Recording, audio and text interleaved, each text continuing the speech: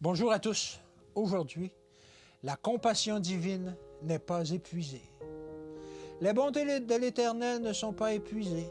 Ses compassions ne sont pas à leur terme. Elles se renouvellent chaque matin. Oh, que ta fidélité est grande. Lamentation 3, versets 2 et 3.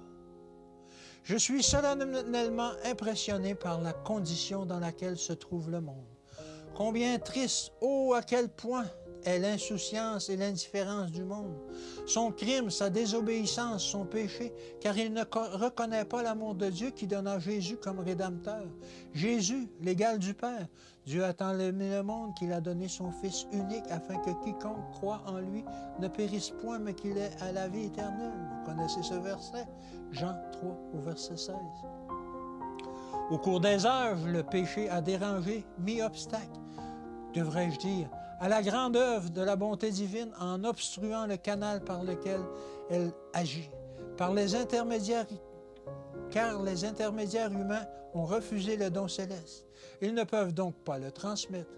Dieu demande aux hommes et aux femmes de se consacrer comme ouvriers avec Jésus-Christ, bien que le péché et la méchanceté aient, au cours des siècles, entravé le flot de la grâce. Ce flot n'a pourtant pas été refusé à la terre, et si l'homme acceptait de collaborer avec Dieu, si la ligne de communication était gardée ouverte, sans blocage, afin de maintenir le contact avec le monde, la lumière des cieux brillerait partout sur la terre, dispersant les ténèbres morales. Je suis heureuse que nous ayons à travailler avec sérieux.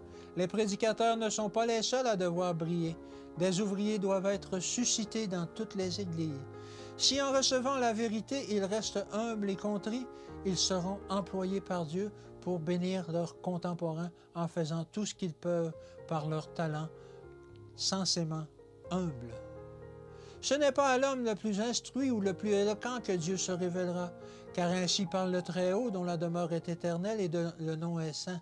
J'habite dans les lieux élevés et dans la sainteté, mais je suis avec l'homme contrit et humilié, afin de ranimer les esprits humiliés, afin de ranimer les cœurs contrits. Ésaïe 57 au verset 15. Voici sur qui je porterai mes regards, sur celui qui souffre et qui a l'esprit abattu, sur celui qui craint ma parole. Ésaïe 66 au verset 2. Dieu désire que les dons qu'il a faits aux hommes par lesquels ils peuvent utiliser la puissance de leur intelligence et toute leur force physique et morale à son service pour le bien et la bénédiction d'autrui lui rapportent des dividendes. Le gouvernement de Dieu sur la terre traverse un moment de crise. La compassion divine a coulé à flot vers les hommes, bien qu'elle ait été rejetée par les cœurs obstinés. Que Dieu vous bénisse et qu'il vous garde aujourd'hui. Et je vous dis à demain.